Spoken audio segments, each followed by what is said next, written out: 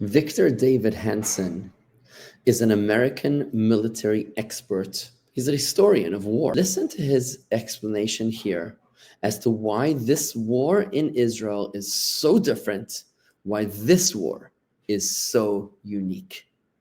If you look at the Middle East,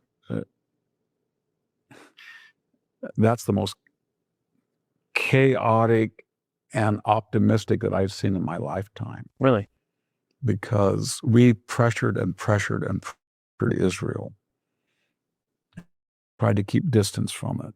Biden at times couldn't do that because he had people within the Democratic Party and the opposition that wouldn't let him do it. But he wanted to continue the Obama strategic tension, empower the Shia, the Persian, and play them off against Israel and have tension. But if we had this conversation a year ago and I said to you, Iran's going to send 500 projectiles into Israel, only about 1% are going to do anything and no damage. And in retaliation, Israel is going to send 300 planes and destroy entirely all of their air defenses, leaving it completely naked and can be destroyed anytime they want.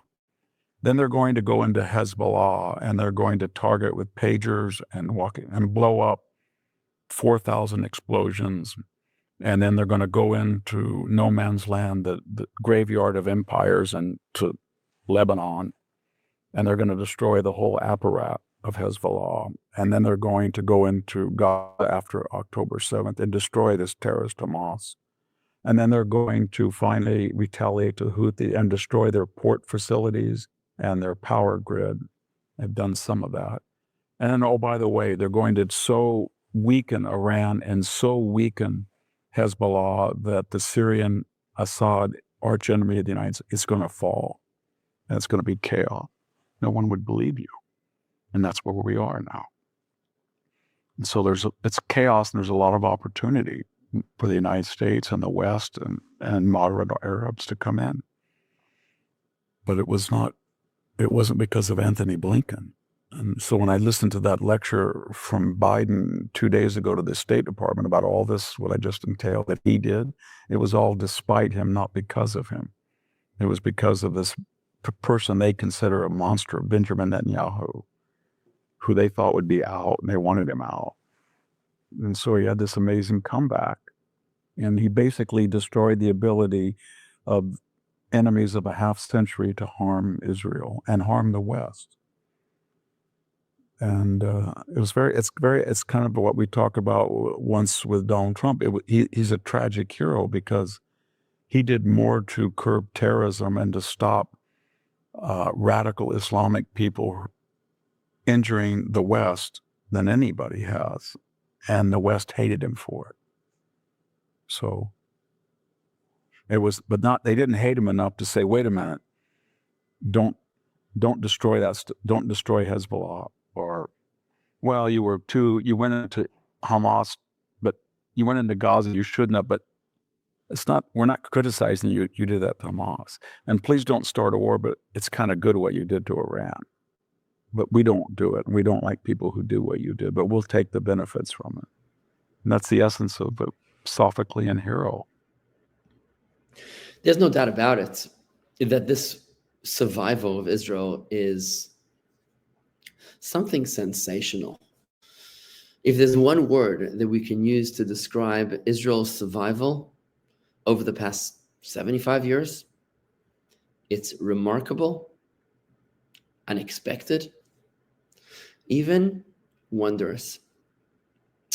There's a rumor that the United States Department of Defense does not study the wars of the modern state of Israel. They study all the wars of ancient history, but they don't study the wars of the modern state of Israel. I say it's a rumor because that's what comes up on AI, but I actually have heard it from members of our congregation here in Palm Beach, Florida, who told me that he worked at the Department of Defense, and he in fact supported this view. And the reason, because the wars of Israel simply don't make sense. According to the rules and the laws of war, Israel should have been wiped out a long time ago, God forbid. Even when you compare the numbers of Israel to her enemies in the War of Independence in 1948, and in the Sinai War in 1956, and in the Six-Day War of 1967, and the Yom Kippur War of 1973, and the Lebanon War of 1982, and the Gulf War of 1990. It just doesn't make sense how Israel has managed not only to survive, but actually to conquer territory from her enemies. How Israel has managed to outgun an enemy that is overwhelmingly outnumbering Israel. I believe the odds in the War of Independence were 40,000 to 1. Israel was a ragtag of Holocaust survivors fighting for their lives, surrounded by 7 or 8 Arab nations that bound together as one. And the same thing happened multiple times later in those later wars. Yet Israel somehow manages to win against all odds. And that's why the United States doesn't study the wars of Israel, because they just don't make any sense. But this is a prophecy which the Torah has told us almost 4,000 years ago. When God blesses our forefather Jacob, that his children will be like the sands of the earth. Now, we had already been blessed that the children will be like the stars of the sky. So why do we need to be like the sands of the earth? Besides, we're not as numerous as the sands of the earth. There seem to be more sands of the earth than there are Jews out there in the world. It's Maimonides who explains that this is not a blessing